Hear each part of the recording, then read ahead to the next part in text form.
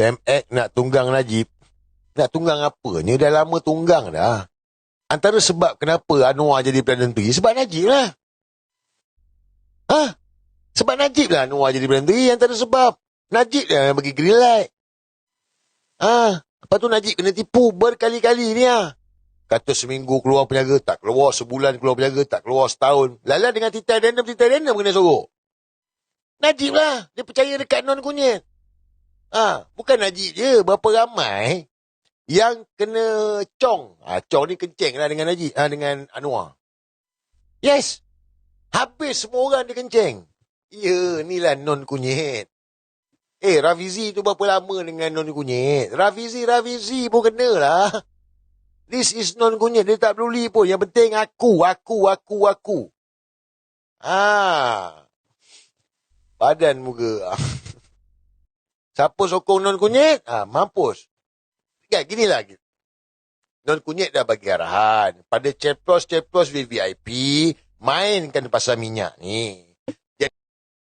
Jadi ceplos VIP, itu yang ulah minyak ini Sabah Sarawak tak naik sebab begini, bla bla bla bla bla.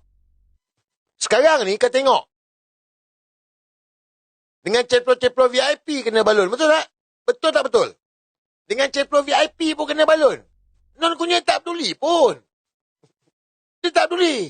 Padahal ceplos VIP ni dah backup dia dah ni Ceplos VIP pun terkejut. Sial lah. Minyak diset naik 5 kali lah. Dia tak peduli pun.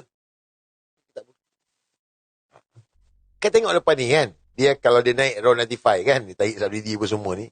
Macam mana? Macam Harun tu orang tengok. Walaupun macam gini tetapi PMX tetap mempertahankan subsidi bla bla bla. Lepas ni kena round 95. Budi Madani ni pula.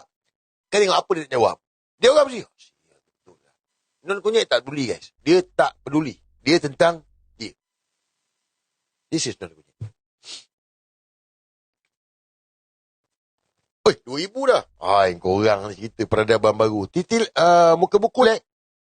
Sekejap. Muka buku lag. Lag ke?